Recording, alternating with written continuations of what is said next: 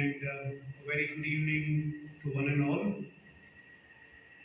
What does just energy and just transition really mean to South Asia? That's the primary question which we first need to introspect. If you look at the audience right now, and if you look at each other's faces, it tells us that the global South is probably fighting a battle left on its own. And we're talking about just transition, we're talking about loss and damage funds, we're talking about global stock take. Sounds very creative, sounds very innovative, but frankly speaking, from the global to local context, uh, a region like South Asia is probably facing very complex issues which the global north is probably ignoring or possibly passing it off.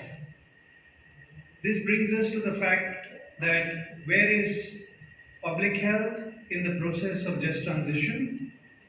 Where is human development, happiness index, and where is the external cross-sectoral implications of fossil fuel emissions, of the burden of poverty, of the burden of unemployment, and of the shared burdens that we collectively face as a region, coming from disaster risk reduction, extreme weather events, and not to forget the triple burden of diseases ranging from infectious diseases to non-communicable diseases to re-emerging infections. And in this, we are stepping on a possibly very ambitious objective of how do you build just transition in a complex region.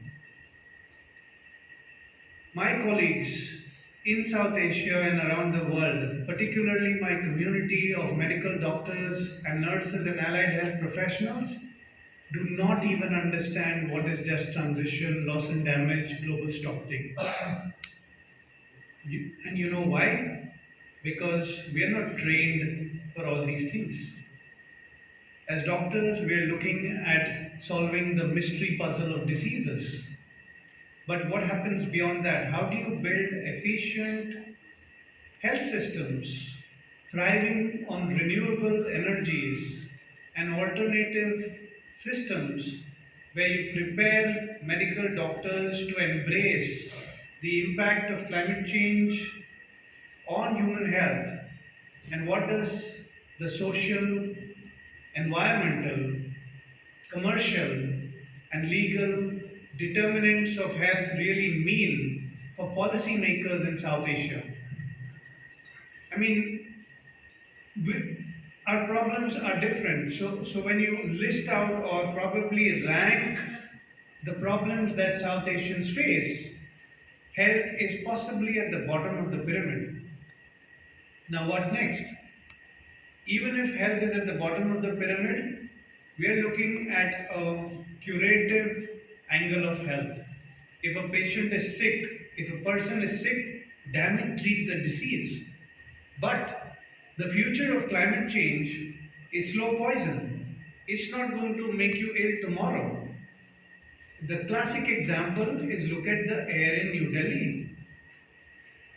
That is not a city to live in, it's a toxic gas chamber. A little different from that of what Adolf Hitler did few decades ago. And the implications of toxic air is not going to come tomorrow. It's going to slowly consume your lungs, and with the confounding of climate change, this is slowly going to reach your heart. And that is where the end lies. Serious stakeholders in the process of climate change negotiations, the future for South Asia, and the future for the global north, Africa included, and Latin America, is not very bright. Our challenges are slightly different. That does not mean the global north is excluded, because once we are on this planet, Putting aside planetary health, we have a shared future. Either we progress together or we go down together of the planet. And that's something which 27 presidencies never understood or probably took for granted. So, in terms of a journey of COP, I think the presidency has delivered. Whether it has delivered little or too much remains a matter of interpretation. But I think as a mature civil society audience, we need to appreciate that because we tend to push governments to the very end saying that we want this and we want that. But how much of it are we really wanting to take ownership for remains of questionable repute. Secondly, different countries have stayed out of signing different declarations for both diplomatic and strategic reasons. Now, if I look at somebody not wearing a civil society hat, but if I look at somebody who's been in the engagement of diplomacy, or probably if I look at somebody who views things from an angle of a medical doctor, uh, we still have a very long way to go. I mean, you look at COP28, there is no pharma representing here. Where is the big pharma today? Aren't we all consuming poison right from paracetamol to injectables and vaccination? The next question I want to also float, which none of us have ever talked about, is the element of radioactive waste. You have radioactive computerized CT scans being done. Where is this waste being dumped? How is this energy being renewed? How is this waste being transitioned? How many hospitals are actually doing that? Where are the checks and balances? In an age where nuclear energy is talked about, where are we even engaging radioactive hospital waste? Occupational health. You look at the government sector, you look at the private sector. On one hand, you have the labor ministry making labor laws, but the same very sectors work for more than 12 to 16 hours. Talk to some of your friends working in the Prime Minister's office in different ministries and cabinets. अरे यार हमें deadline है. I have a deadline to meet. Tomorrow minister is talking this, minister is talking that.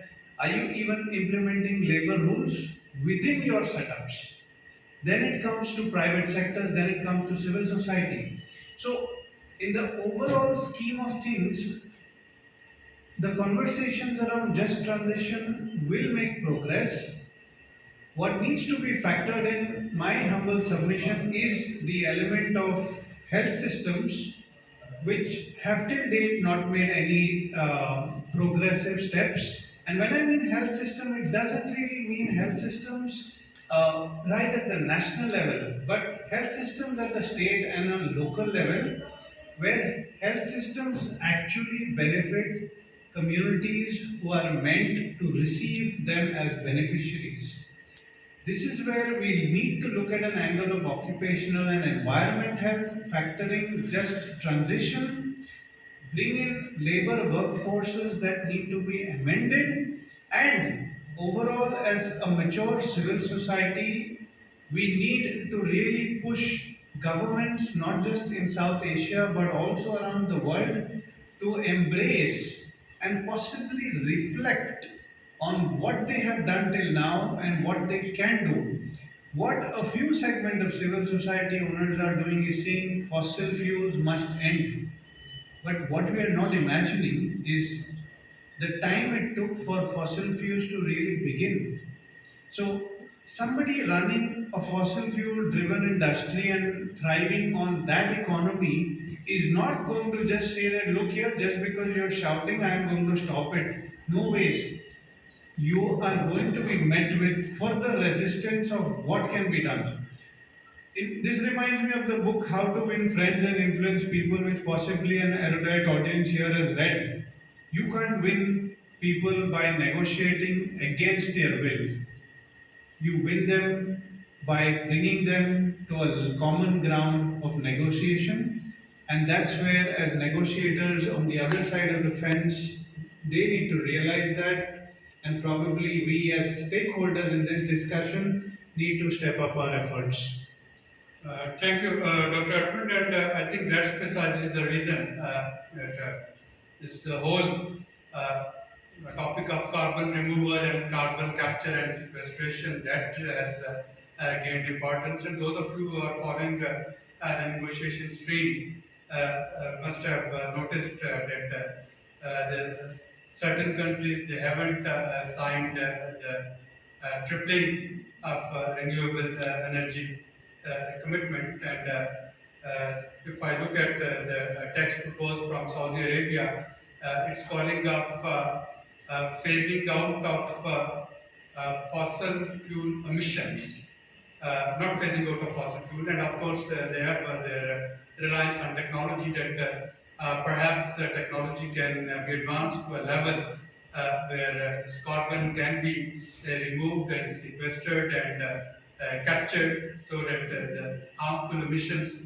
those can get reduced.